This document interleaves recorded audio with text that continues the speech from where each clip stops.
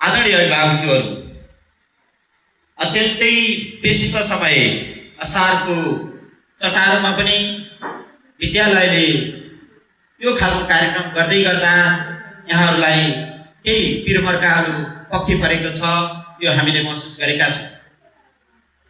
यो समय परिस्थितिले छिटै नै कार्यक्रम गर्नुपर्ने बाध्यता पनि अलिअलि रह्यो। यसका पछाडि केही प्राविधिक कुराहरू छन् र आज मैले आजको कार्यक्रमको बारेमा केही भन्न नै पर्छ। हामीले एकजना प्रशिक्षक ज्यूसँग कुरा गरेका थियौँ।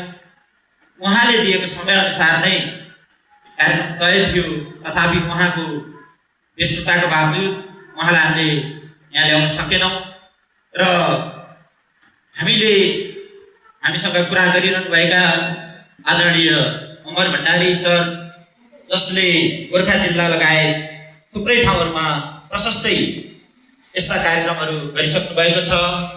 विशेषतः उहाँ जीवन विज्ञानसँग सम्बन्धित ध्यान, योगा लगायतका कार्यक्रमहरू र मोटिभेसनमा उहाँ बढी चर्चित हुनुहुन्छ र मैले गण्डकी प्रदेशसँग सहकार्य गर्दाखेरि संयोजक नै गगोली हुनुहुन्छ भन्ने भएपछि सरलाई चाहिँ मैले यहाँ अत्यन्तै छोटो समयका बावजुद पनि सरले हामीलाई समय दिनुभयो र अन्य कार्यक्रमलाई थाती राखेर, किनकि उहाँ पनि गोर्खा निवासी नै हुनुहुन्छ, गोर्खाको आलुबाड भन्दा माथि उहाँको घर छ र अहिले गगोलीमा बसोबास गर्नुहुँदो रहेछ।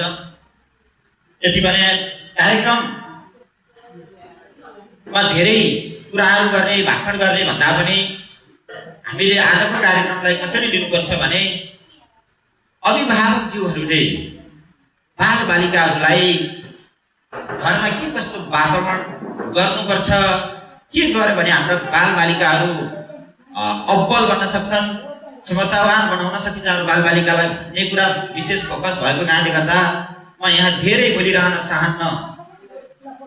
सँगसँगै हामीले विद्यालयमा बालबालिकालाई गर्ने व्यवहार अनि हाम्रो घर परिवारबाट बालबालिकाले सिक्ने व्यवहारका कुराहरू हामीले बोल्ने, हामीले गर्ने व्यवहारसँग प्रत्यक्ष रूपमा सरोकार रहन्छ। बालबालिकाको भविष्य केवल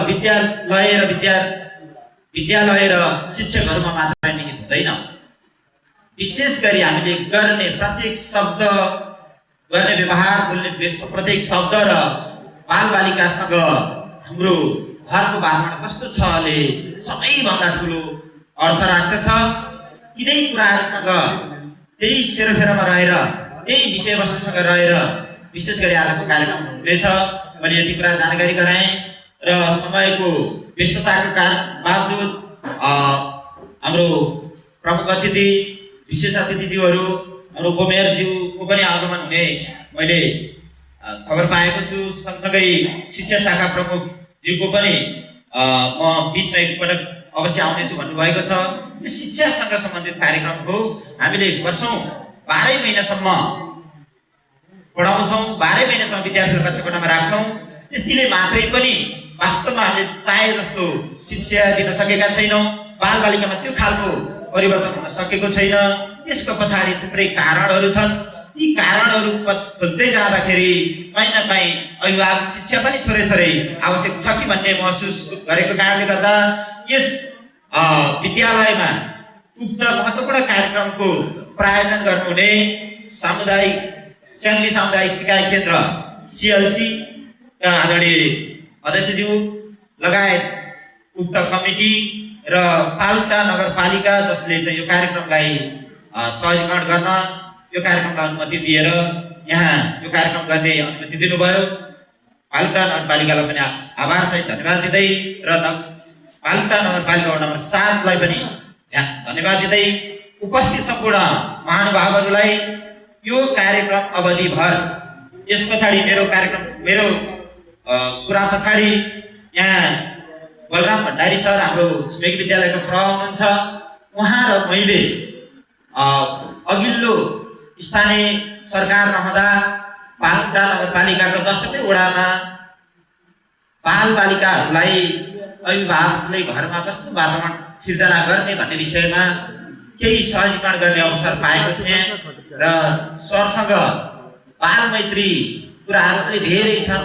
उहाँसँग एउटा दर्शन नै छ। हामी सँगै रहँदै गर्दा त्यति चिनेका छैनौँ। पक्कै पनि सरले केही कुराहरू महत्त्वपूर्ण कुराहरू राख्नुहुनेछ मेरो भनाइ पछाडि। त्यस पछाडि हामी आजको मुख्य कार्यक्रमतर्फ जानेछौँ। आजको मुख्य आकर्षकको केन्द्रबिन्दु आदरणीय अमर भण्डारी सरले हामीलाई भरपुर मनोरञ्जनका साथ भरपुर चाहिँ आजको महत्त्वपूर्ण कुराहरू उहाँले प्रस्तुत हुनेछ र हामीले केही कुराहरू ग्रहण गर्नेछौँ र सही अनुसार हाम्रा बालबालिकाहरूलाई हामीले घरमा त्यही अनुसार चाहिँ व्यवहार गर्नेछौँ भन्ने अपेक्षासहित यहाँहरूको समयलाई म धेरै नलिकन उपस्थित सम्पूर्ण महानुभावहरूलाई एकमुष्ट रूपमा विद्यालयको तर्फबाट र मेरो व्यक्तिगत तर्फबाट हार्दिक स्वागत गर्दै म बिराउन चाहन्छु। स्वागतम, स्वागतम, सुस्वागतम। धन्यवाद।